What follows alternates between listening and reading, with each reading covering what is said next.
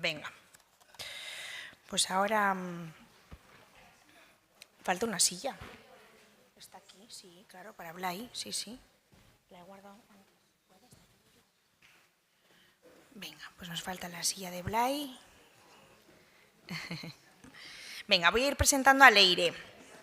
Leire Arrastia, abogada enfocada en la investigación de negligencias médicas, especialmente en el parto. La han publicado varios artículos jurídicos sobre negligencias médicas en blogs legales y el año pasado fue autora de un manual de diccionario de derecho internacional privado en el que escribió sobre lex artis aplicada a la defensa legal del nasciturus. ¿Lo he dicho bien? Sí. Que saldrá publicado a finales de este mes de noviembre. Su trabajo final de carrera que ha trabajado en el trabajo final de carrera como en el fin de su máster de abogacía, pues ha ido sobre las negligencias médicas para proteger a los bebés en la gestación. Además, es miembro de Eskuutzik. Su hermana, Leire, falleció por negligencia médica 2 horas antes de nacer, cuando su madre fue hasta 3 veces al hospital y la ignoraron. Entonces, Leire nació 4 años después, siendo un bebé arcoíris, y siempre ha sabido lo que había ocurrido con su hermana. Eso lo ha querido llevar a la abogacía y por eso se quiere dedicar a las negligencias médicas, para evitar que ninguna familia tenga que volver a pasar por lo que ha pasado su familia. Por todo ello, pues honra, ¿no?, la memoria y la identidad de su hermana Leire y tiene el honor también de llamarse Leire en honor a ella. Así que, Leire, es un honor que estés con nosotras. Desde que llegó a Eskuutzik, la verdad que ha sido guay el compartir, porque al final siempre nos acercamos las madres, ¿no? En Eskuutzik estamos muchas madres, también parejas no gestantes, pero que nos llegue una hermana arcoíris, trajo el arcoíris, efectivamente, totalmente, ¿no? Y además viene de Navarra, que como sabéis muchas estamos en un proceso que acabamos de abrir la delegación de Navarra de Eskuutzik, en el que Leire pues, nos da también como mucha tranquilidad, ¿no?, que esté por aquellas tierras y que podamos continuar todos juntos. Así que su ponencia es más jurídica, la protección jurídica del nasciturus, y adelante, Leire.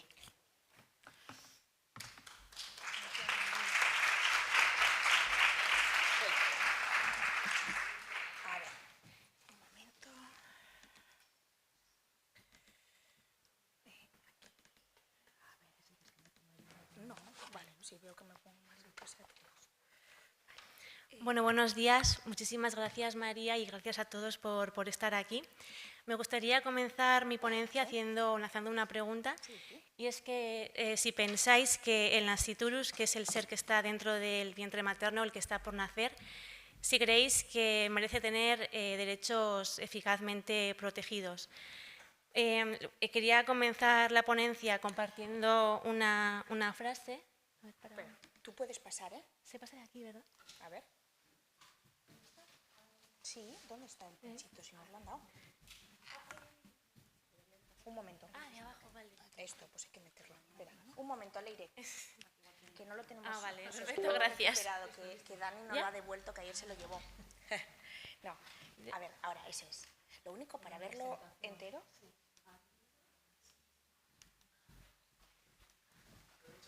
Eso es, Blay, vale, sube.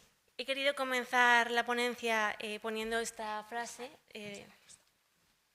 ahí, del jurista Ulpiano. Ulpiano fue un jurista romano para dar voz a que ya en el derecho romano se protegía al bebé dentro del vientre, y dice: no dudamos de que el pretor debe socorrer también al que va a nacer, y tanto más cuanto debe favorecerse aún más al no nacido que al que ya ha nacido. En efecto, se favorece al no nacido para que llegue a nacer y al ya nacido para que sea reconocido en la familia.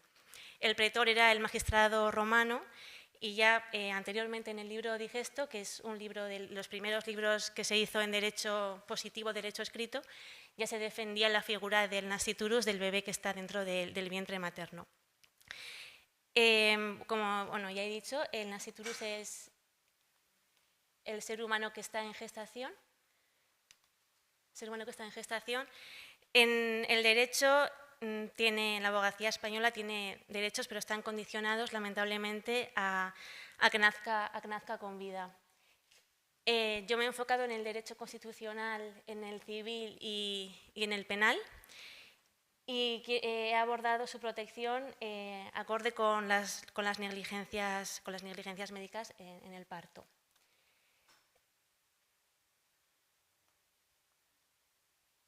Bien, he puesto esa sentencia del Tribunal Constitucional porque me parece fundamental, que es la que protege en mayor medida al nasciturus, protegiendo el derecho a la vida como el mayor derecho, si no hay ese derecho, no hay otros derechos ya, porque el principio de la vida es el derecho más importante, valor superior del ordenamiento jurídico constitucional. Lo que da a entender esta sentencia es que el principio de justicia se ha de entender que implica que se proporcionen los mismos derechos al que nace sin vida como al que nace con vida, porque ya esta sentencia habla de que el nasciturus, aunque esté dentro del vientre materno, debería ser como una persona también distinta a la madre. Lo que ocurre aquí es que hay varios problemas dentro del derecho, porque esta misma sentencia entre ella misma se contradice, ya que está hablando del derecho a la vida del nasciturus, pero a la vez dice que lo protege como un bien jurídico más que como una persona. Entonces ahí entra el debate legal, científico e incluso médico también. Luego, en un principio bioético, la obligación es proporcionar una atención prenatal adecuada que favorezca el desarrollo de la salud de ser en gestación, evitando pues, que sufra negligencias.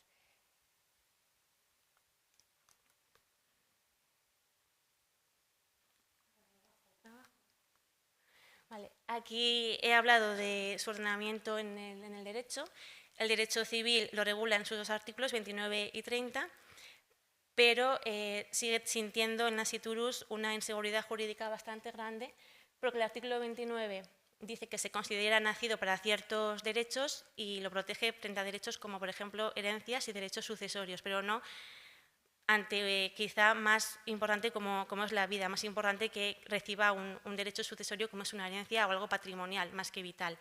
Y luego el artículo 30 del Código Civil sigue defendiendo que se es persona cuando nace con vida, entonces se protege un poco a los bebés bastante, a los bebés que nacen sin vida. Este artículo 30 ya tuvo una reforma recientemente, porque anteriormente era obligatorio que debía vivir 24 horas, lo que me parece una auténtica barbaridad, para ser considerado persona fuera del seno materno. Y ahora ha mejorado un poco, pero sigue habiendo inseguridad jurídica, porque ahora es requisito que nazca con vida, pero sigue habiendo ahí pues, que sigue estando desprotegido para en casos de negligencias que nazcan sin vida o que estén en meses tardíos de gestación en la que ya la neurociencia considera que son personas, ¿no? Luego, esto también está en contraposición con el artículo 15 de la Constitución española, que protege el derecho a la vida como el mayor derecho fundamental, pero a su vez hay, como estoy aquí explicando, pues muchas contradicciones en relación al nasciturus, que es el ser que está dentro del vientre materno, porque lo protege como un bien jurídico más que con personalidad jurídica. Me he enfocado en las negligencias médicas y aquí he hablado de la responsabilidad jurídica que tiene el médico frente a casos de embarazo cuando algo pues, puede ir mal. El artículo 43 de la Constitución ya está diciendo que el derecho a la protección de la salud es mandato constitucional, por lo tanto es el primero de los mandatos que tiene que tener un médico, en este caso un ginecólogo. Y luego he hablado del lex artis y lex artis ad hoc. La lex artis serían los criterios mínimos que debe poner el médico para que todo funcione correctamente. Es un criterio de mínimos que se le exigen y si no se cumpliese es cuando ocurre una negligencia médica.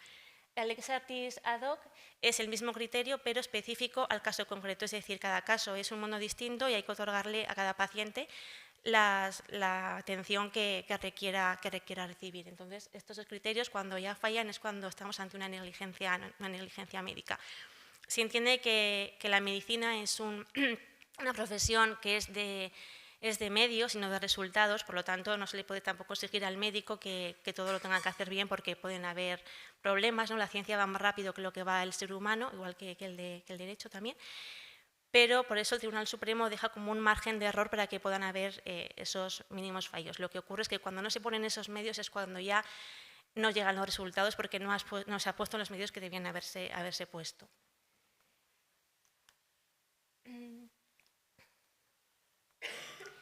Aquí también he hablado del Código Deontológico de la Medicina, que pues, obliga a los médicos a atender a los pacientes. El médico está obligado a asumir consecuencias negativas y sus errores, debiendo reparar el daño ocasionado.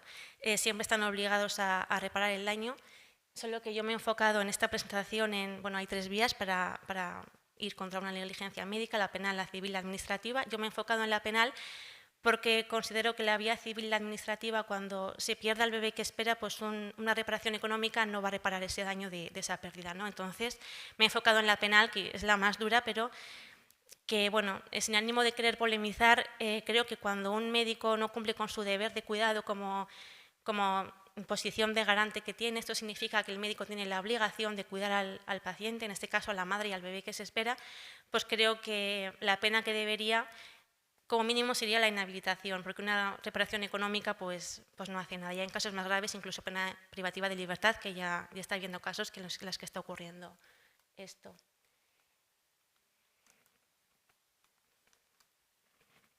Aquí es cuando un acto médico es un delito. Tienen que darse estos 6 actos.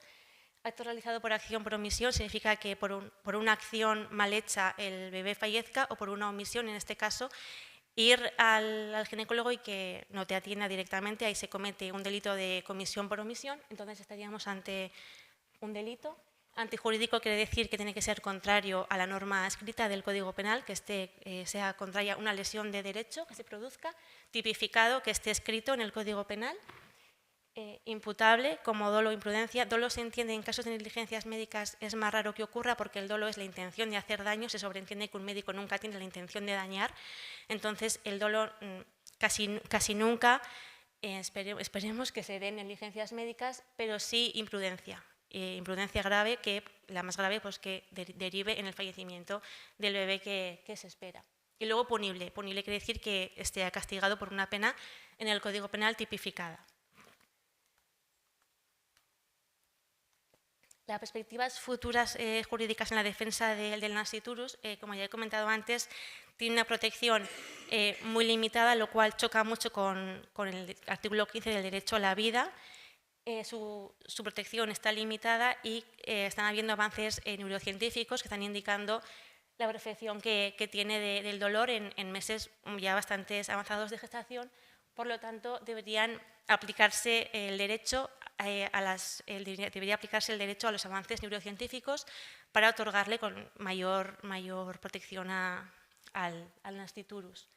Entonces se plantean cuestiones como el momento en qué momento se deben reconocer esos derechos.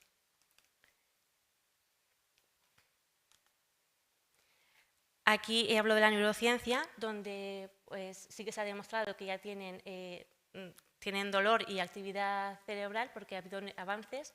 Entonces, la influencia en el debate bioético es muy importante para que haya avances en las leyes. Y uno de los avances que más creo que debería darse sería en un avance en el Código Penal, en el que, en vez de ser se tipifica como lesiones al feto, solo que yo esa palabra la evito utilizar porque creo que la nomenclatura es muy importante y me parece muy mal que se hable de feto en el Código Penal y en cualquier ámbito. Yo por eso uso la palabra nasciturus o bebé en gestación o ser en gestación, no la palabra feto, pero el Código Penal lo recoge como lesión al feto.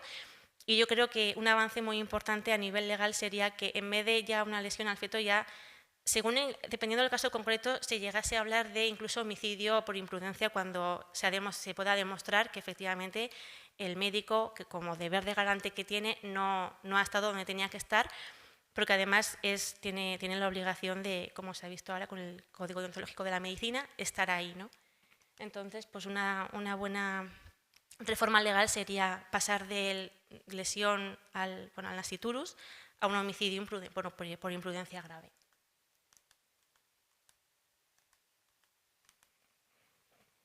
Las propuestas de reformas legislativas es lo que he comentado ahora. Me parece principal la del Código Penal, luego también, por supuesto, la del Código Civil, artículo 30, que no esté condicionado a que tenga que nacer con vida, porque todos los bebés nacen, bien sin vida o bien con vida nacen, y que tenga esa condición creo que lo desprotege bastante y choca mucho con la sentencia del Tribunal Constitucional que he comentado antes, porque protegerle como un bien jurídico o que solo tenga derechos a nivel patrimoniales y no a nivel vitales, cuando el principio del derecho a la vida es el valor fundamental, que sin este derecho no existirían los demás, creo que es un retraso muy grande tanto a nivel de leyes como neurociencia también.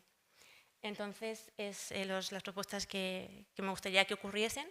Y luego, pues, por supuesto, aplicar los criterios científicos en los que está comprobado que ya cuando está en un avanzado estado de gestación, pues no es un bien jurídico, sino que ya se trata de una persona que va a nacer. Esto también me parece fundamental, el derecho a la dignidad del nasciturus. Yo creo que comienza por darle un nombre y no llamarle, pues, como he dicho antes, feto. Yo, desde mi punto de vista, creo que de ninguna manera nasciturus, bueno, es a nivel, como le llama el derecho, pero sobre todo me parece crucial que tenga un nombre, que tenga una identidad. Que creo que eso se lo han probado bastante, porque hasta hace 2 años, que me parece una barbaridad que haya tardado tanto, hubo una reforma de la ley del registro civil donde ya permitían inscribir a los bebés fallecidos, aunque era a partir de los 6 meses de gestación. Me parece también un poco injusto para los bebés de antes. Creo que debería también cambiar un poco eso, no solo a partir del 6.º mes. Pero bueno, es un muy pequeño avance dentro de todo lo que aún queda por investigar por la protección del nasciturus. Entonces ahora sí que se le pueden poner nombre y me parece algo, pues, eso es importante, pero me parece todavía que aún queda mucho por hacer, y creo que sí que es importante siempre dirigirse a ese bebé, pues, por el nombre que sus padres, su familia hayan elegido para él o para ella, y no tenerle como un bien jurídico o como que si no importase, porque es un ser que esperan con mucha ilusión, mucha alegría, y obviamente pues tiene una importancia muy crucial en las familias, ¿no? O sea, el dolor que te deja la pérdida es irreparable. Entonces, la necesidad de validar a quien existió otorgándole su nombre completo me parece algo fundamental. Mis conclusiones, esencialmente, humanizar el trato en el embarazo y en el parto es que es un derecho. Como ha explicado, el médico tiene la obligación, como está en posición de garante, de atender lo mejor que pueda, poner la lex artis que he nombrado antes, la lex artis ad hoc, todos los conocimientos, los criterios mínimos para que todo se dé como tenga que darse.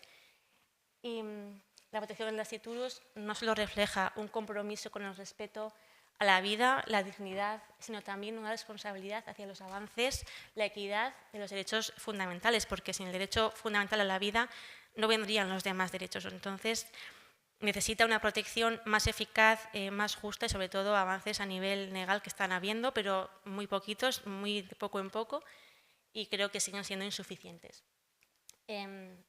El derogar el requisito de nacer con vida, porque no puedes condicionar a un bebé a que nazca con vida o nazca sin vida, y si nace sin vida ya directamente que como si nunca hubiese existido, porque hace 2 años es como si nunca hubiera existido. Yo siempre he constado como hija única en el libro de familia y no se comprende porque mi hermana falleció a los 9 meses, justo cuando en el momento del parto. Entonces, desde pequeña, la verdad que nunca me he considerado hija única, y es algo que nunca he comprendido, y por eso me ha llevado todo esto a esta investigación. Entonces, creo que no debe estar condicionado a nacer con vidas, y que esto está también en el Código Civil, en su artículo 30, cambiarlo, que la personalidad no debe depender de si nace o no nace con o sin vida. Entonces, creo que esto es derogar este requisito para liberar al nasciturus de una inseguridad jurídica que está sufriendo en la actualidad, y la urgencia de continuar investigando la defensa del nasciturus, porque aún queda mucho por hacer.